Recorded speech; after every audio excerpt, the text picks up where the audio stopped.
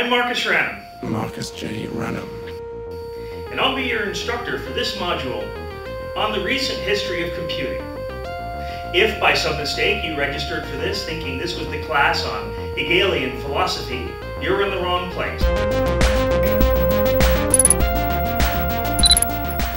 Let us begin with the recent history of computing, with a focus on computer security. The primordial era of internet security and computing security began in the late 20th century, and there were only three technologies that were available to people. They were firewalls, authentication, encryption, and some kind of a log analysis or data reduction that would attempt to determine bad behavior inside of data streams. These technologies, even though they were extremely primitive, worked surprisingly well for quite a long time. Most of the effort in computer security by the end of the late 20th century was broken down into two main areas of interest: spam blocking and government access to user information. There were a tremendous number of details and other little streams going on, but those were the two important topics that underlay almost all of the significant decisions in networking in the late 1990s to early 2000-2010 period. Citizen access to government data began to become an interesting problem early in the 21st century, and as we can tell, that's become a mainstream trend today. Early in the 21st century, following the War on Terror and the Arab Spring and the Arab Summer and the Arab Winter, government access to citizen data became an increasingly pressing problem. Additionally, spam rates proliferated. 90% plus of the traffic on the typical network was already some kind of penis enhancement advertisements, and this turned to be an even greater problem as time went on. As a number of different medias began to proliferate, the spam producers proliferated into those medias as well. So it was no longer simply that 90% of email was spam. We were now looking at an environment in which 90+% of everything was spam. This permeated the entire computing ecosystem from the top to the bottom.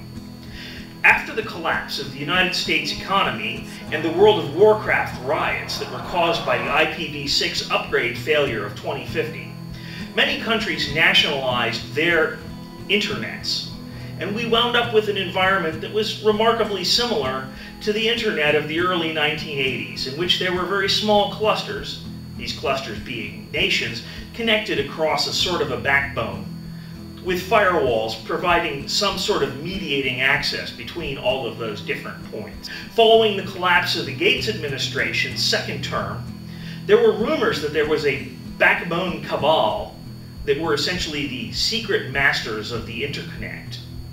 And there were several lynchings as a result of attempts by the remaining World of Warcraft players to try to find these individuals. But there was never any ability to prove whether this was a substantial problem. Following this point, if you recall, the United States economy completely collapsed and the US became a protectorate of the United Kingdom. Kind of ironic, huh?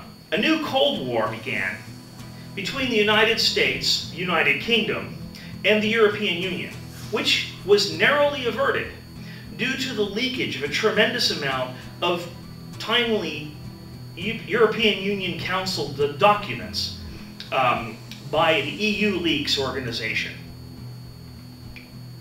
Meanwhile, spammers and political sock puppets continue to improve their algorithms and continue to improve their tools to the point where any new system appearing on the network immediately got rapidly inundated with gigantic quantities of spam.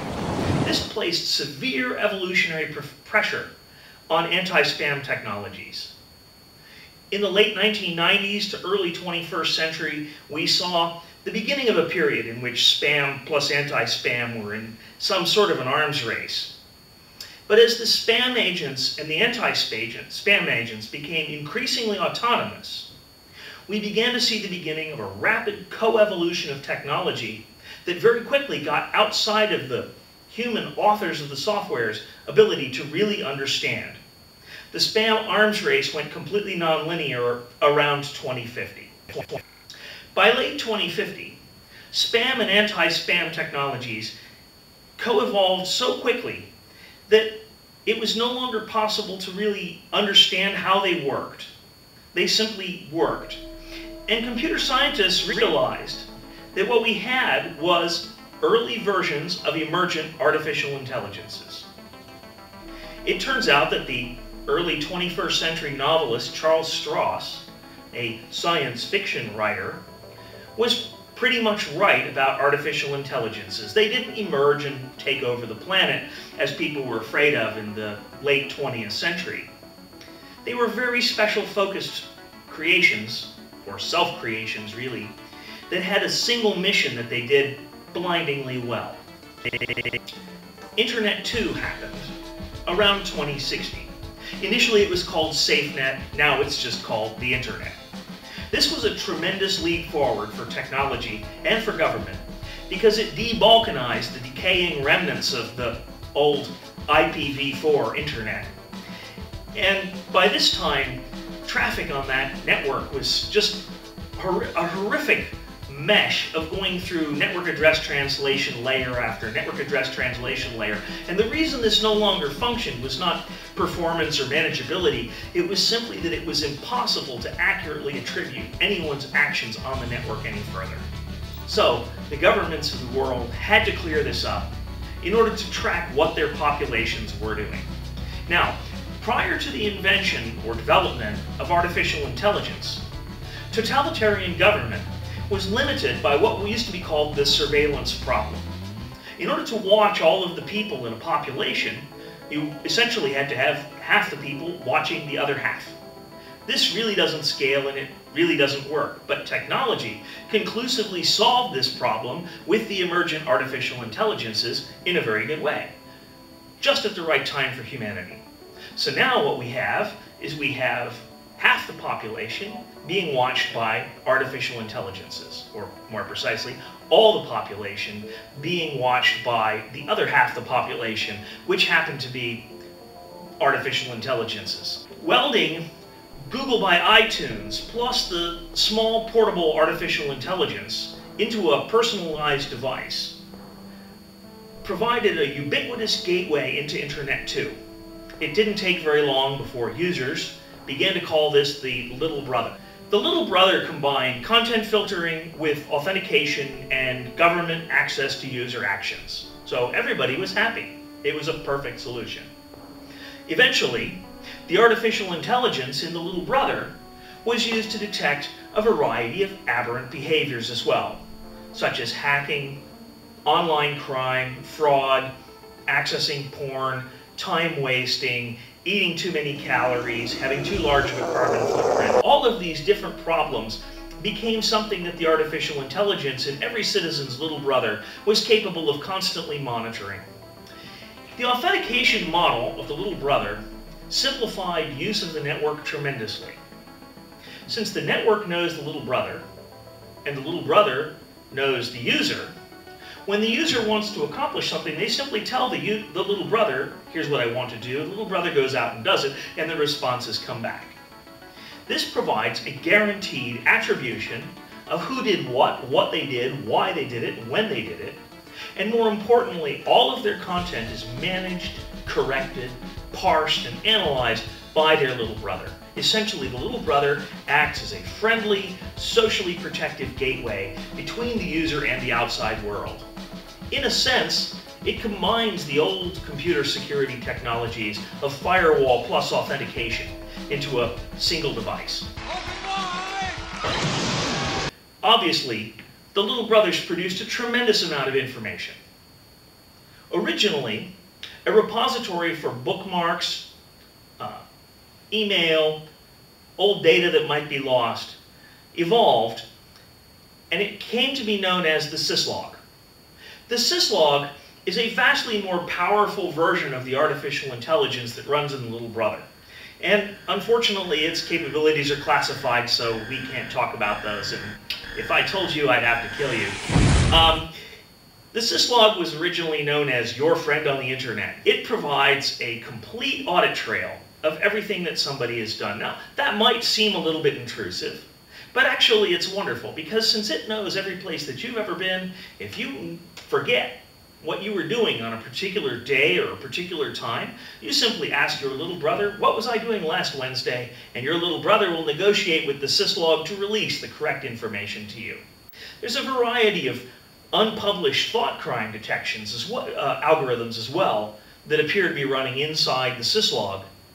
And so if somebody's behavior appears to be in the slightest bit aberrant, what will happen is that the SYSLOG will contact the user's little brother and they will negotiate, and the user will be forwarded to the Ministry of Truth for further analysis. Once the SYSLOG became operational, hacking was pretty much a thing of the past. In fact, the use of the network for anything other than socially approved work product was a thing of the past.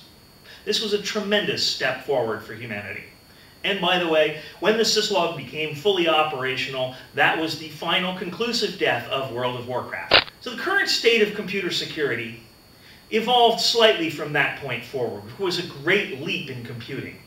For a short time after the deployment of the SYSLOG, there were cyber activists who were trying to build ad hoc wireless networks in an attempt to bypass this socially acceptable global network. But the recent Weaponized Networks Act, which was agreed to by the United Kingdom and the European Union, as well as the People's Liberation Army, treats the ownership of components for building networks as a serious crime. This has gone a tremendous ways towards improving the security of the global network, because there's now no possibility for other networks arising. And there have been a few slightly ridiculous abuses or problems with this law. I think everybody agrees, such as the show trial of Guy de Sandebourg a number of years ago for owning a copy of the version 6 UUCP source code. But in general, this has served for the benefit of humanity. So to summarize, humanity went through a very, very difficult period in the early 21st century in which the network risked becoming a vast antisocial time waster. Fortunately, right thinking and good technology prevailed, and we're now much happier now that we no longer need to make a choice. The SYSLOG is your friend. Big Brother loves you.